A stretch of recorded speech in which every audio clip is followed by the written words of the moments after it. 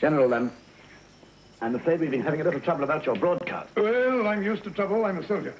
Yes, the authorities think that it's a little ill-timed and might be better postponed. Think it's a little ill-timed?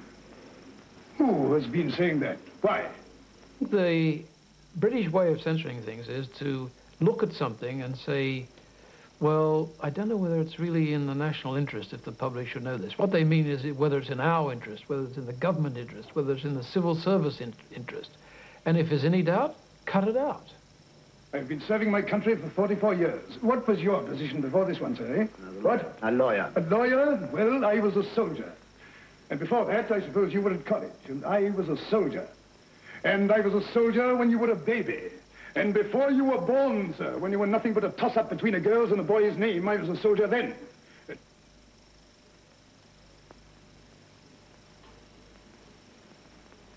I'm deeply sorry, sir. I know it's not you. No, I'm afraid it isn't. It may have to do with our potty training, but I don't think so. I think it has to do with our institutions, with our feeling that we also owe a duty back to the protecting, enveloping, safeguarding, ruling elite, that they can't be expected to conduct their business in public, that they give up so much in order to run things that the least they're entitled to is a bit of privacy, discretion. And this instinct in ourselves is quite, I think, deeply rooted. After all, we want to trust them. If half of what we suspect about them was true, we'd have to panic. That's only half the story. When do I get the other half? On the back burner, I understand. Well, as you know, I am the soul of discretion. Britain is probably the most secret of all the Western democracies. Secrecy becomes an end in itself. The idea of disclosure becomes an anathema. Well, I think there are always leaks. There was certainly a great deal of leaking during the period of the Labour government because I was an opposition spokesman and I was rather dependent on it. And some people have been disaffected and have decided to leak information, which of course I deplore. I think it's very wrong to do so. I'm concerned about leaks, whatever their numbers. I think that they date back far before the recent period. Statistically, I think it would be hard to prove that they have increased in number. I think that they've increased in visibility. The problem is I'm not only restricted by the Official Secrets Act, but I'm also injuncted against saying anything to you. And much as I'd like to be able to describe these things, I'm not at present able to. The real law was put in place in 1911, and there had been at that time a massive scare about German spies who were supposed to be sort of wandering Britain, investigating all sorts of high-secret technologies and so on.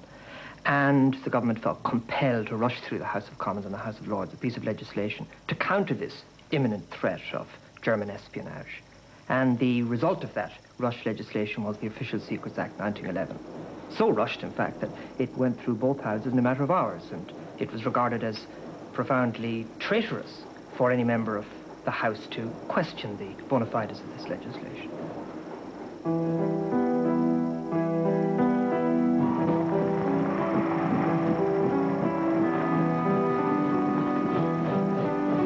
Official censorship wasn't necessary during World War I because newspapers did the job themselves.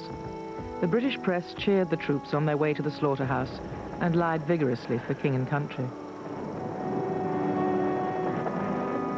In the First World War, there must have been more deliberate lies told than any other period in history. From the very beginning, the whole attitude of the British government was to demonize the Germans, to coin epithets that made them appear subhuman monsters. Hun, Bosch, Kaiser Bill. The whole story of the rape of Belgium, the stories about the cutting off of nuns' breasts, the rape of women and children, the bayoneting of babies, all of course turned out at the end to be absolutely false. Now, before the First World War, the British public believed implicitly in what it read in newspapers. Bets were settled by, is it in the paper? If it's in the paper, it must be true. papers were regarded on much the same level of truthfulness as encyclopedias. Now, for the first time ever in the First World War, all those Tommies in France suffering in the trenches had a chance to compare the reality of what they knew to be true with what their relatives and friends were reading back home in the newspapers. And the difference was so enormous that it meant, for that moment onwards, the average Englishman lost faith in the press. And attacks across no man's land, which resulted in 40, 50, 60% casualties, were reported as if the whole thing was a great game in which the British Tommy couldn't get enough. Now, the other way that British war correspondents distorted the real view of what was happening in the First World War was to simply lie about what had occurred. The Battle of the Somme in 1916 must have been one of the greatest disasters in British military history, a very bloody, disastrous battle. Yet the war correspondents who were present at the time used phrases like a good day for Britain and France, a hopeful beginning to the end of the war, sort of thing. Now, they justified this later by saying that they were reporting what was supposed to have happened rather than what really happened.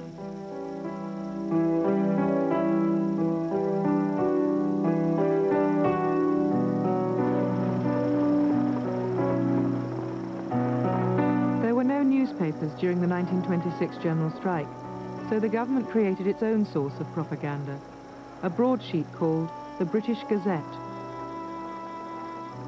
As a means of appealing to the sense of national order, the new radio medium came into its own. The first prime ministerial broadcasts consisted of appeals for an end to the class war. This is London calling on all stations. The Right Honourable Stanley Baldwin, the Prime Minister. The Trade Union Council has decreed that the railways shall not run, the transport shall not move, that the unloading of ships shall stop, and that no news shall reach the public. Suddenly I had qualms about the word dignity that I'd written in his speech. But the general strike A stupid word to use. Absolutely. This was no time to stand on dignity. Without reserve. That is the government position. To continue the struggle can only increase disaster and misery the longer it lasts. I crossed out dignity and wrote safety and security The instead. trade union leaders are willing to abandon the general strike. The BBC, in my view, had no real freedom from the government during the general strike. Firstly, because during the general strike, the BBC, as we now know it, hadn't been created. That's to say, the Royal Charter, although it had been drafted, was not yet in operation. And Reith knew that if he stepped out of line a millimetre, the government would probably withdraw that and have different plans for broadcasting, which, to his credit, he thought would have been less free than what he had negotiated for the BBC Charter. Secondly, he knew that there was a strong faction in the cabinet led by Churchill who wished to simply take the BBC over and make it a state broadcasting organisation, at least for the duration of the strike. I intend to warn the working man of the inevitable misery, which will be the lot of all those who participate in this monstrous strike, and to advertise the British Gazette, which I shall personally publish tomorrow. What is your objection to that? Nothing, except that most people trust the BBC to speak the truth. I don't propose to lie. I do not think they treated me fairly, John Reith moaned in his diary. They will not say we are controlled, and they make me take the onus of turning people down. But he did what the government wanted, becoming the BBC's own censor. Reith cleared directly with the cabinet and Baldwin all the key statements made about the general strike. No strike representative was allowed on the air. The Archbishop of Canterbury Temple, who was in favour of mediation and had some sympathy with the strikers at least, was also not allowed on the air. So I don't think there's much historical question that the BBC had no real freedom in the coverage of the general strike.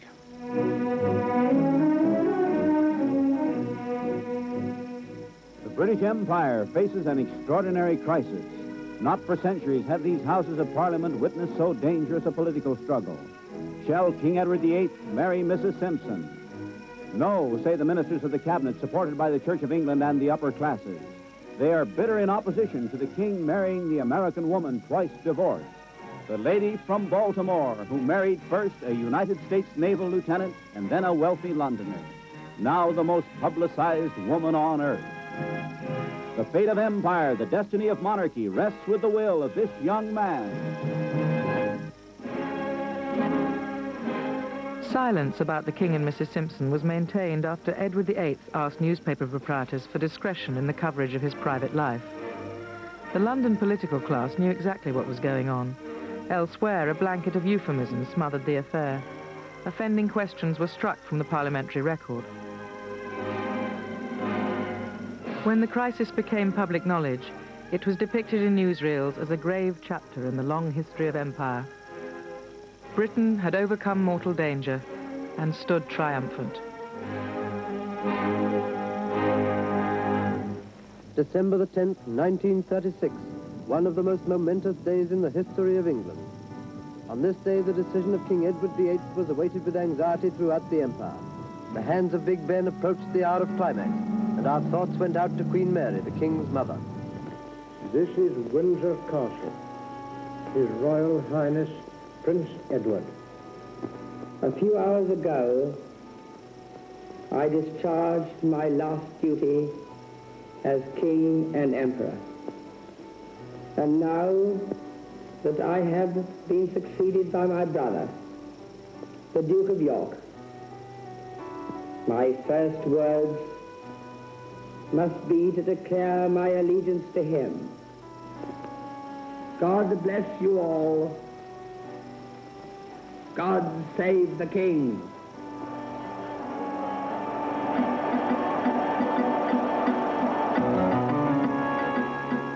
Throughout the 1930s, the BBC, with its national monopoly of broadcasting, was seen as a great institution, representing the nation to itself across traditional British divides of class and politics. The reality was somewhat different. There were certain no-go areas which the government policed very rigorously. There was a famous series of supposedly educational programs which went very well for the first 5, which were for about general kind of what we would now call civics. But when they got onto things like unemployment, the Foreign Office simply banned them. Not only did the Foreign Office ban them, but they did not allow the BBC to say that they had been banned, which is supposedly their right under the Charter. And from that moment onwards, the BBC was running scared, and they were particularly running scared in the area of foreign affairs, which was policed most closely. At Nuremberg, the scene of the Nazi Congress, Hitler and Henlein fill the picture. Appeasing Hitler became the goal of British foreign policy, pursued with single-mindedness, if not vigor. Discreetly, the Foreign Office made sure that British newsreels reflected its own worldview. Interviews with those who believed Britain should stand up to fascism were cut. What these activities spell, time alone will show. But we all sincerely hope that the outcome will be peace. This policy is not a policy that will lead to peace. It will not lead to a settlement of the affairs of Europe.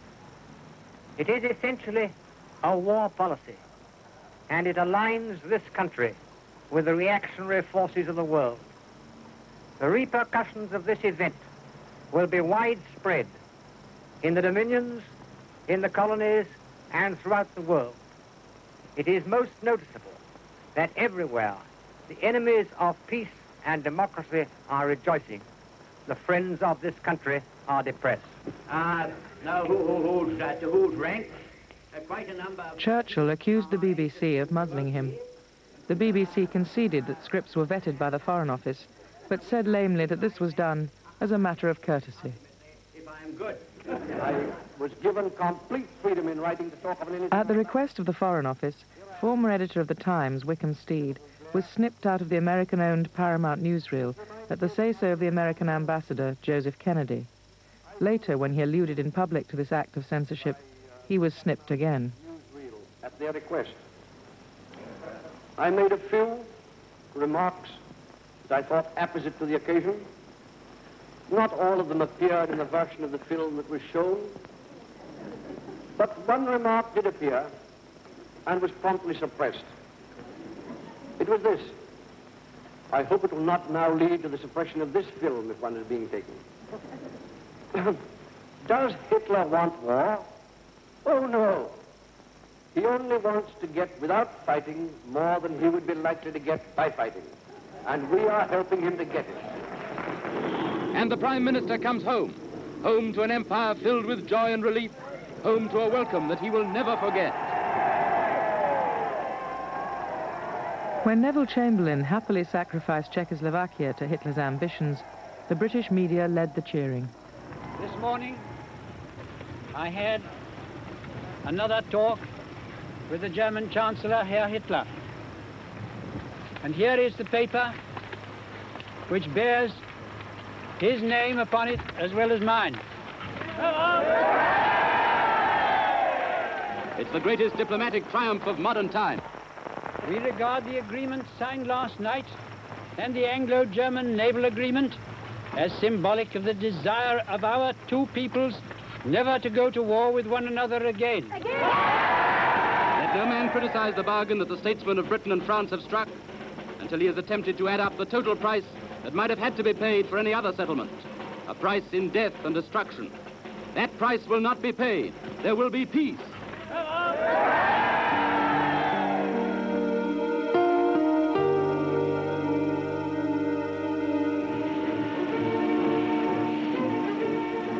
Fighting Hitler in the century of total war required the mobilization of British opinion. Yet the government maintained that there was no censorship. Newspapers could say whatever they wished, even to the degree of criticizing war conduct. In reality, press and public opinion was ceaselessly molded by the Ministry of Information, a bureaucracy employing over 1,000 people, with morale raising its function.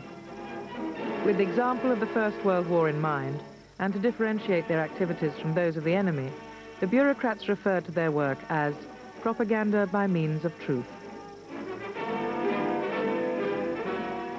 It became much more difficult to impose the same sort of total censorship as existed in World War I.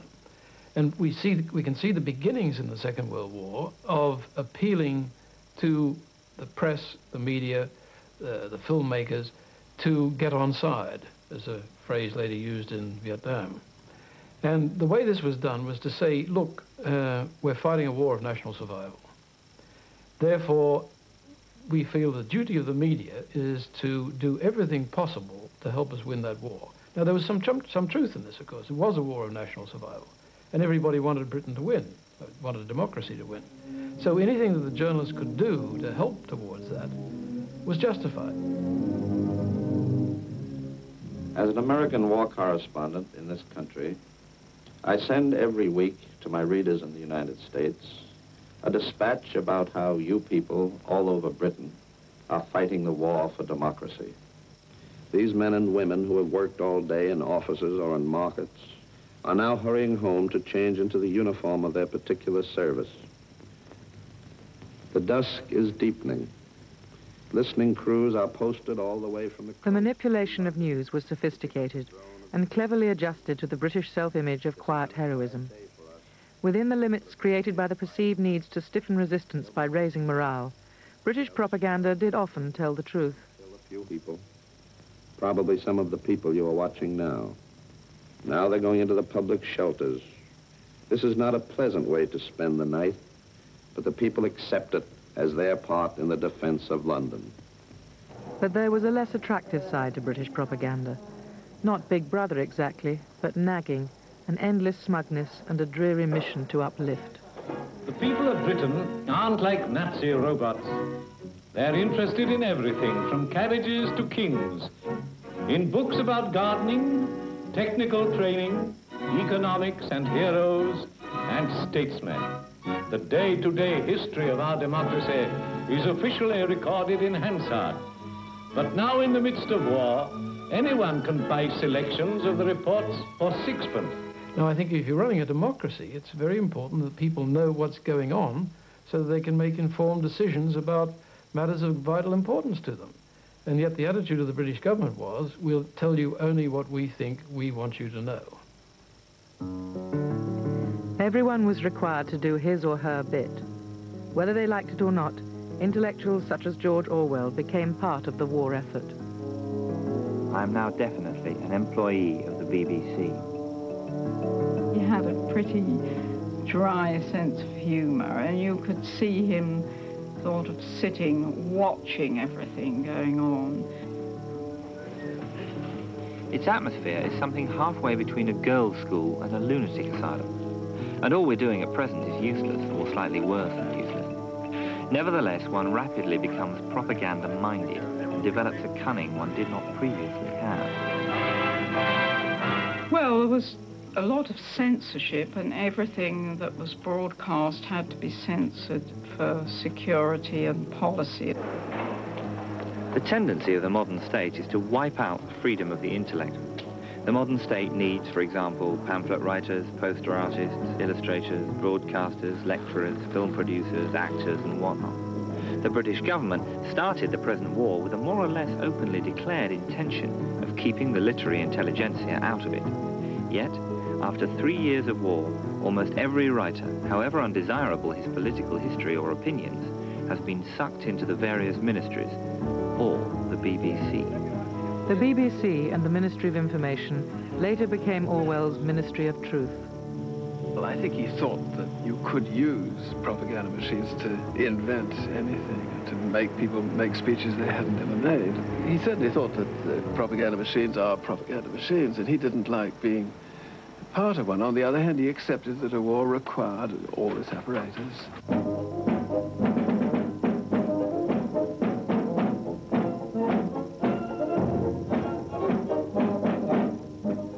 Germans were never demonized as they had been during World War I. Instead, they were rendered ridiculous.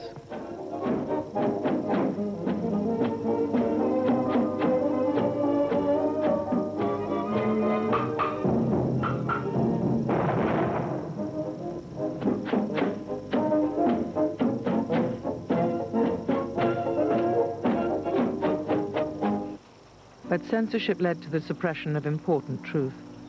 Although the BBC was made aware early on of the extermination of European Jews, its reports usually referred to Jewish deportations.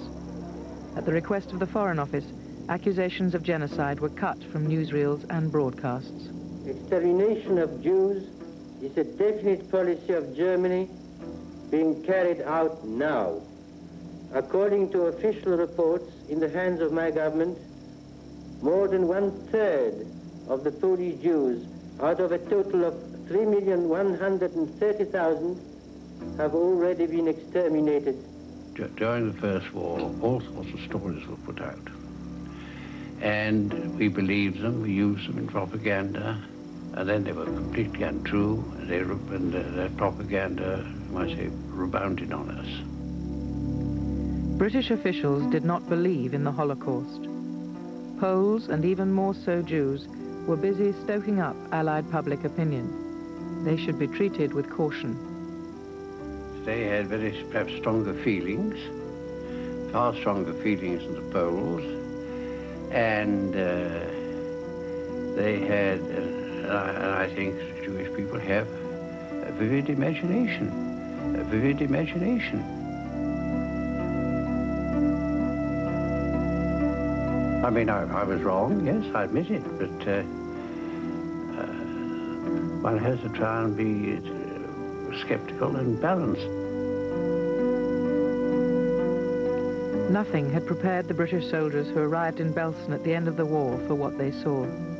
To them and to the British public, the horror was not believable. The things in this camp are beyond describing. When you actually see them for yourself, you know what you're fighting for here. Pictures in the paper cannot describe it at all. This morning we buried over 5,000 bodies. We don't know who they are. Behind me you can see a pit which will contain another 5,000. There are 2 others like it in preparation. All these deaths have been caused by systematic starvation and typhus and disease, which have been spread because of the treatment meted out to these poor people by their SS guards and their SS chief. A British film about Belsen, made under Alfred Hitchcock's guidance, was ultimately judged too upsetting to be shown and never completed. At the end of the most atrocious war in history, taste was given as a reason for not showing the worst, as it would be with respect to other atrocious wars and other famines. Even in peacetime, as they were clearing their desks, the censors knew best. Big powers required nuclear weapons. Socialist Britain, which hoped to fight the Cold War, began to develop its arsenal in early 1947. As the media pondered the merits of atoms or rejoiced in their awesome power, a secrecy so complete enveloped Britain's efforts that all but a handful of cabinet ministers were kept in the dark. The Cold War and the atomic program both began so soon after the war that really many people just continued, as it were, in a war mode, working in the sort of way that they had done in munitions factories and ROFs during the war, making do, cutting corners, working themselves and their equipment absolutely to destruction, anything to meet the requirements of the defence programme without question. They never questioned it. If it was said to be needed and said to be urgent and it was for defence, they did it at absolutely all costs. I think that was quite understandable. There was a great sense of pride in what Britain had done in the atomic energy program during the war and in the contribution that scientists had made. I think there was another reason that Britain, after all, was still a great power. After Hiroshima and Nagasaki, the horror of atomic weapons was so great that all governments, of course, felt very reluctant about discussing atomic weapons because of the public reaction. One of the major things that happened that, of course, brought or tended to bring not only atomic bombs but atomic power into disrepute was the fire at Windscale. It happened to be in one of the reactors, which had been mainly for weapons production. And the government did have some degree of cover-up about the extent of the radioactivity that was being released at that time. Windscale, situated on a beautiful but populated stretch of Cumbrian coastline, caught fire in October 1957. The works manager rang me up and said there's a site emergency. They're having trouble at Windscale and that it would be prudent to stay indoors and close the windows and so forth. That was at 4 o'clock, I remember quite clearly, on the Thursday. And yet, on the other side of the fence, absolutely nothing was done. So that members of the public were walking around unaware of the fire? Oh, yes, absolutely. While workers were staying indoors? Yes. A soothing account of the Windscale mishap, referring to overheating, was given to the unsuspecting public. According to this official version, the radioactive material, which had not been released in dangerous quantities, was blowing harmlessly out to sea. The Atomic Energy Authority have announced that some uranium cartridges in the center of the atomic pile at Windscale became overheated yesterday. The authority have said that staff are now reducing the temperature of the pile with water. At the moment, a northeast wind is blowing across the Windscale factory and is taking any radioactive dust or vapor out to sea.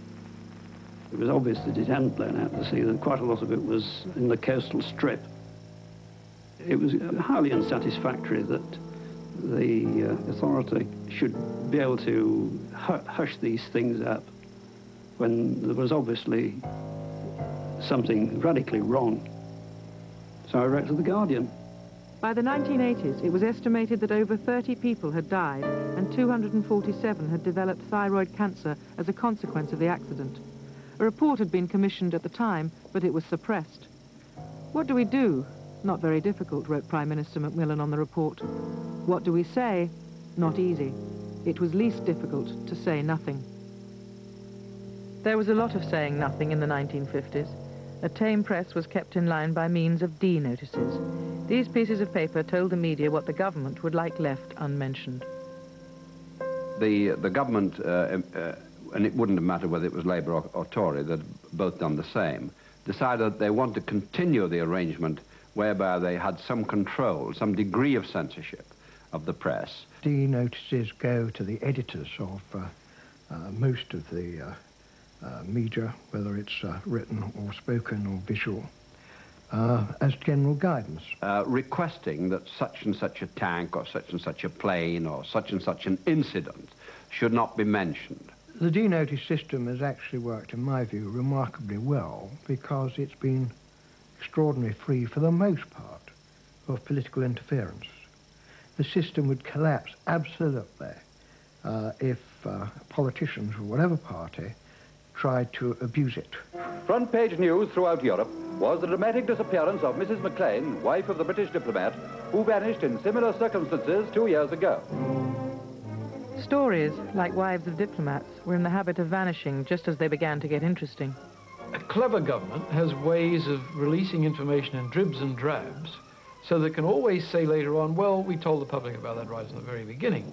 I mean, take the Burgess and Maclean story. It was reported as 2 vanishing British diplomats. No mention was ever made early on about the fact that Maclean had access to atomic secrets and that Burgess had been a former member of the British Secret Intelligence Service. It was said they'd vanished. Everybody knew within 24 hours, everybody in the know knew within 24 hours they'd gone to the Soviet Union. The poor old ignorant John Public in Britain had to wait years in order to get this information. Commander Crabbe's name has jumped into the news since the Soviet cruiser Ordzhonikidze came to Portsmouth Harbour, bringing Bulgarin and Khrushchev on their visit to Britain. There were a number of instances where the denotice secretary, for example, had clearly been ordered to give no assistance whatever to the media. And one that I remember in particular was the case involving Commander Crabbe. During the Ordzhonikidze's visit, her captain reported a frogman had been seen alongside. The British Navy denied it. But 11 days later, the British press were talking about Commander Crabbe. He was missing, reported killed, while testing new underwater equipment. And he disappeared. This man had certainly died, as it turned out, while doing this exercise. Some believe that he had actually been killed by the Russians, by Russian frogmen while doing it. And of course it was the political embarrassment that should be the ship that had brought these 2 men on a goodwill mission to Britain that made it so terrifying for the government. Well, the government, the denotice secretary was told, don't help them in any way, refer everything to the Admiralty. And the Admiralty had been instructed or decided to do it on its own bat, simply to lie about it. Mr. Philby, Mr. Macmillan, the Foreign Secretary, said there was no evidence that you were the so-called third man who allegedly tipped off Burgess and Maclean. Are you satisfied with that clearance that he gave you? Yes, I am. Were you, in fact, the third man? No, I was not. Do you think there was one? No comment. Philby himself defected. Vanishing British diplomat story all over again. Disappears from Beirut. Where's he gone? Nobody knew until some time later, when it was no longer important, because it was no longer news, that Philby was in British intelligence, that he'd been head of the anti-Soviet section of British intelligence, and that he'd gone to Moscow. It wasn't reported that he was in Moscow until a year later. And yet, of course, British intelligence knew within 24 hours where he'd gone. Well, Mr. Philby, the disappearance of Burgess and Maclean is almost as much of a mystery today as it was when they went away about 4 years ago or more. Can you shed any light on it at all? No, I can't. In the first place, I'm debarred by the Official Secrets Act from saying anything that might disclose to unauthorized persons information derived from my position as a former government official.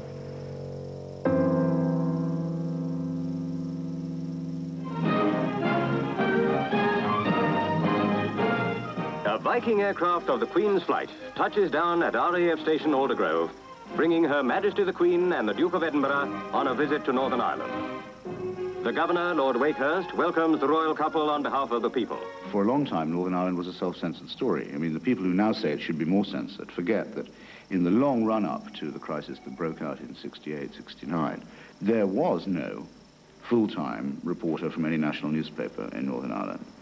The broadcasting media never visited the place, and there was a Special Powers Act which could cope with any delinquency on the part of the press on the very rare occasions when there was any. Northern Ireland was represented to the British people as a very pleasant place, with the, sort of the Fermanagh Lakeland there, and a country which was being run by a one-party government with a Protestant ethos, but it seemed to work.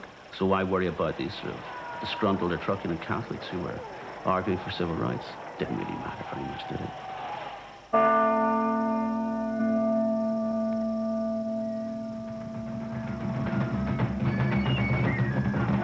As the killing went on, efforts on the part of British journalists to understand the dirty wars of Northern Ireland became less welcome. Television reporting, dominated by images of violence and, in the views of the authorities, most easily manipulated, was placed at risk. In the 1970s and 80s, over 50 television programs were banned, delayed, or tampered with. Nothing was ever forbidden, but not everything was permitted. Too often what is being banned is the uncomfortable truth. We're at war in Northern Ireland, but we're not at war. We like to represent the situation there as being a straightforward military situation, but it obviously isn't. And I think the fact that the Troubles have continued for so long is a source of real embarrassment. Governments from time to time have specific initiatives in Northern Ireland, and then they're very unhappy about any information or reporting which hampers, as they would say, their initiatives. A target of British censorship was the IRA. Republican violence, but Republican rhetoric too, was deemed offensive. Placing the IRA beyond a new electronic pale was a way of criminalizing the opponent. Not a day passes without some of our people in the north being shot, gassed, arrested or maltreated in some way or another. And the brutal murder of 2 brave Irish women in Belfast early yesterday morning, the terrible tragedy, the killing of 3 young men in Newry last night, must bring home to our people just what British rule means to our people in the north. When British troops fired on a Derry crowd in 1972, television showed an interview with a former paratrooper who saw what happened, but recorded interviews with Irish marchers were not shown. The troops immediately got out of their armoured cars, followed by about 100 paratroopers, which I recognise from their red berets and know them very well. And they immediately got down into firing positions and fired indiscriminately into the fleeing crowd who were running past my house. I actually saw them firing from the flats over there, and I saw 3 bodies fall, and they grabbed the bodies like sheep, dead sheep, and that's all one can describe it as, and chucked them, threw them into the back of the armoured car. I think a lot of people would argue in the broadcasting organizations the important thing is not to give offense to the viewer, and if we can avoid it, not have a row with government. But sometimes it's necessary to give offense because what's more important than giving of offense is telling the truth. Whether British journalists liked it or not, television reporting became yet another weapon of the dirty war. IRA propagandists staged events for the benefit of news crews, and, when these were banned, pointed to British censorship as evidence of the reality of British oppression. I think one of the things which has been lost to British public opinion is really the dirty war itself, the way in which democracy, our democratic values have been compromised. I think journalism has become too reflex. There's also a tiredness about it, a failure to sort of say, look, I mean, there are things which should be investigated here. The public does have a right to know. I mean, I remember a colleague of mine, a journalistic colleague, saying to me, the public doesn't need to know that. I think that's frightening. I think it's important that the conflict is constantly examined to find out why it's there. Because only by finding out that is there a way out of it.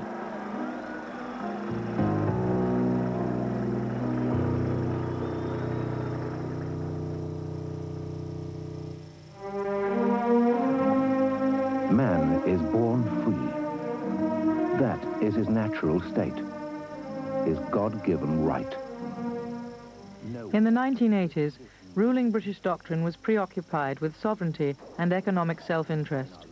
Other forms of liberty were of no great concern. Facing the mightiest armies of the world to defend our freedom. Sometimes at tremendous sacrifice. Let me give you my vision.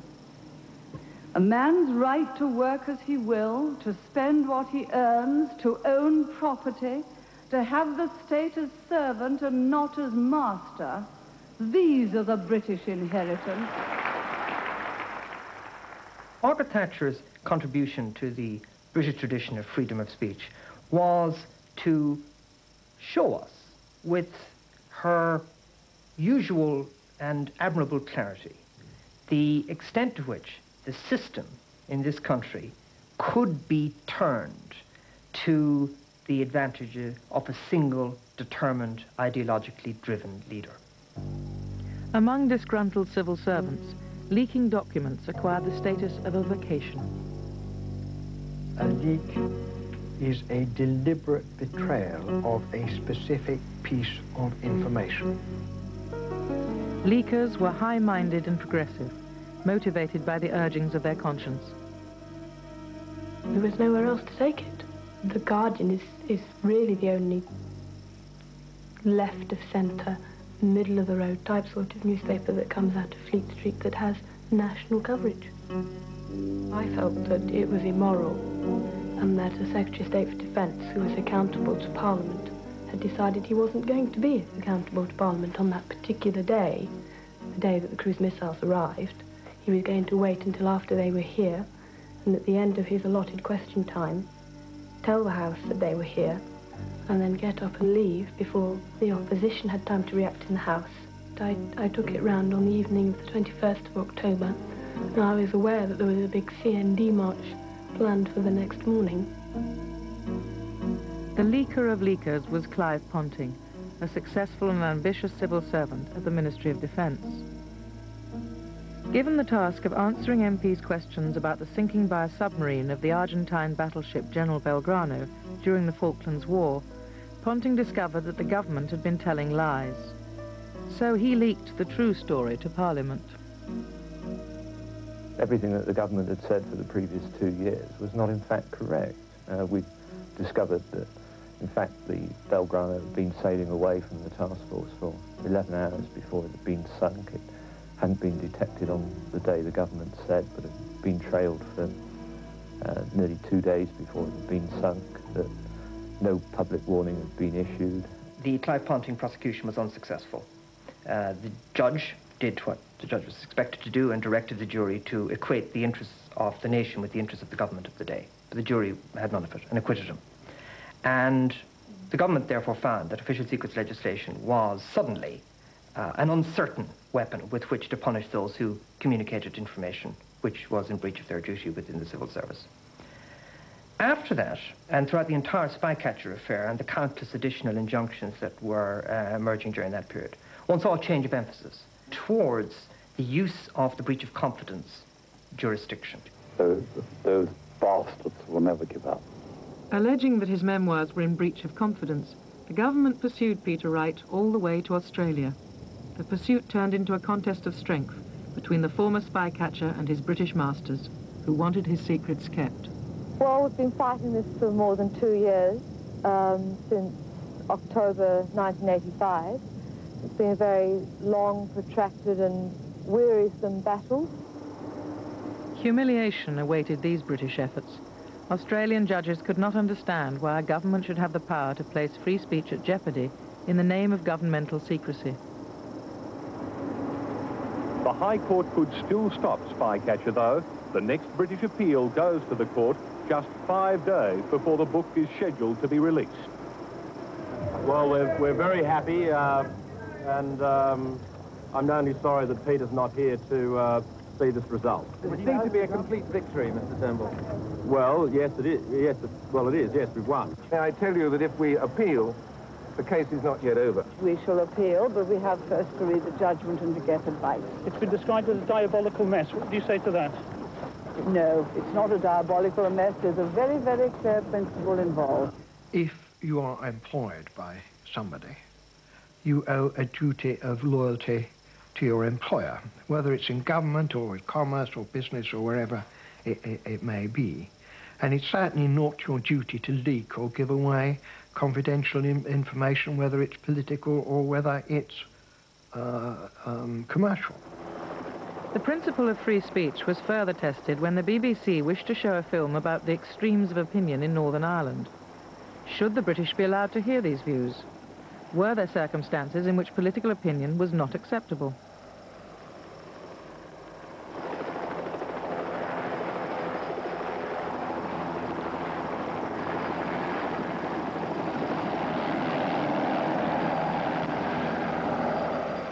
Martin McGuinness.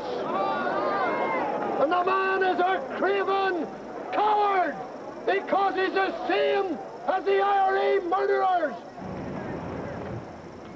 Asked by the Home Secretary to ban the programme, BBC governors obliged, though they later changed their minds.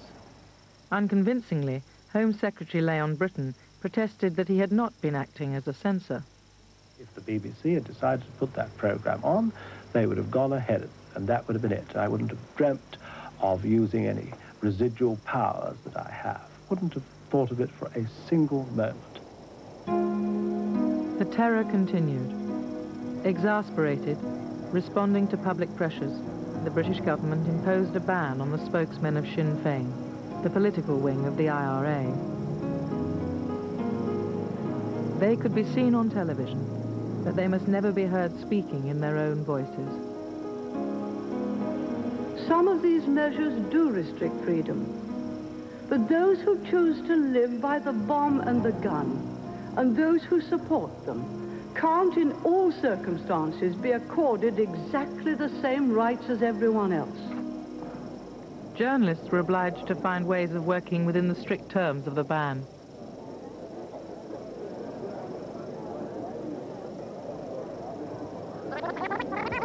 Reminding them of their responsibilities, Adams saluted them as freedom fighters. As I remind them of their responsibilities, I salute them as freedom fighters. The Sinn Féin ban has clearly reduced the numbers of appearances of Sinn Féin and other paramilitaries. It has enabled